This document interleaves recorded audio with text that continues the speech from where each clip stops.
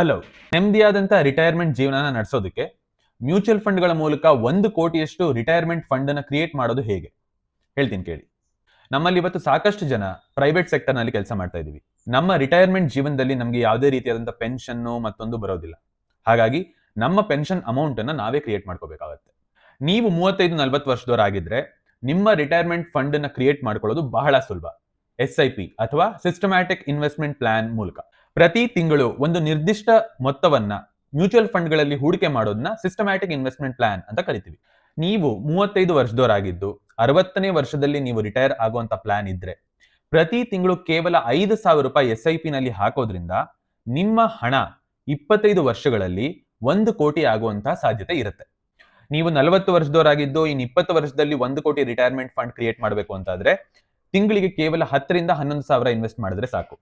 15 ವರ್ಷದಲ್ಲಿ 1 ಕೋಟಿ fund create ಮಾಡೋದಕ್ಕೆ ತಿಂಗಳಿಗೆ 21,000, 10 ವರ್ಷದಲ್ಲಿ ಮಾಡೋದಕ್ಕೆ 44,000 ಮತ್ತು 5 ವರ್ಷದಲ್ಲಿ ನಿಮ್ಮ ಬಳಿ 1 ಕೋಟಿ ಇರಬೇಕು ಅಂತ ನಿಮ್ಮ ಆಸೆ ಆಗಿದ್ರೆ ತಿಂಗಳಿಗೆ 1,25,000 SIP ನಲ್ಲಿ ಹಾಕಬಹುದು.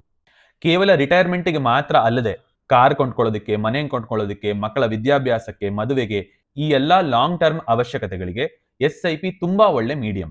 ಪ್ರತಿ ತಿಂಗಳು SIP ಮಾಡೋದ್ರಿಂದ ನಮಗೆ ಸೇವಿಂಗ್ಸ್ ನ ಹ್ಯಾಬಿಟ್ ಡೆವಲಪ್ ಆಗುತ್ತೆ. ನಮ್ಮ ದೃಷ್ಟಿ 5, 10, 20 ವರ್ಷ ಆಗಿರೋದ್ರಿಂದ ಶಾರ್ಟ್ ಟರ್ಮ್ ನಲ್ಲಿ ಮಾರ್ಕೆಟ್ ಕೆಳಗೆ ಮೇಲೆ ಹೋದಾಗ ನಮಗೆ ಯಾವುದೇ ತರಹದ ಆತಂಕ ಆಗೋದಿಲ್ಲ. ಮತ್ತು ಟ್ರೆಡಿಷನಲ್ ಸೇವಿಂಗ್ ಇನ್ಸ್ಟ್ರೂಮೆಂಟ್ಸ್ ಏನಿದೆ ಅಲ್ಲಿ ನಿಮಗೆ 7% ಬಡ್ಡಿ ಸಿಗೋ ಜಾಗದಲ್ಲಿ ಇಲ್ಲಿ ನಿಮಗೆ ಕನಿಷ್ಠ 12% ಬಡ್ಡಿ ಸಿಗುವಂತ ಸಾಧ್ಯತೆಗಳು ಇರ್ತವೆ. ನೀವು ಪ್ರತಿ ತಿಂಗಳು ಕೇವಲ ₹500 ಸೇವ್ ಮಾಡೋದ್ರ ಮೂಲಕ ಒಂದು SIP ನ ಶುರು ಮಾಡಬಹುದು. ಮತ್ತು SIP ನ ನೀವು ಯಾವುದೇ ಸಮಯದಲ್ಲಿ ಕಮ್ಮಿ ಮಾಡಬಹುದು, ಜಾಸ್ತಿ ಮಾಡಬಹುದು ಅಥವಾ ನಿಲ್ಲಿಸಬಹುದು.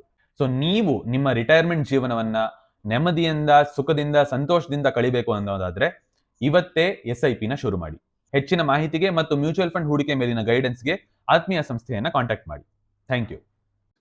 ಮ್ಯೂಚುವಲ್ ಫಂಡ್ ಹೂಡಿಕೆಗಳು ಮಾರುಕಟ್ಟೆ ಅಪಾಯಗಳಿಗೆ ಒಳಪಟ್ಟಿರುತ್ತವೆ. ಎಲ್ಲ ಯೋಜನೆ ಸಂಬಂಧಿತ ದಾಖಲಾತಿಗಳನ್ನು ಜಾಗೃತಿಯಿಂದ ಓದಿರಿ.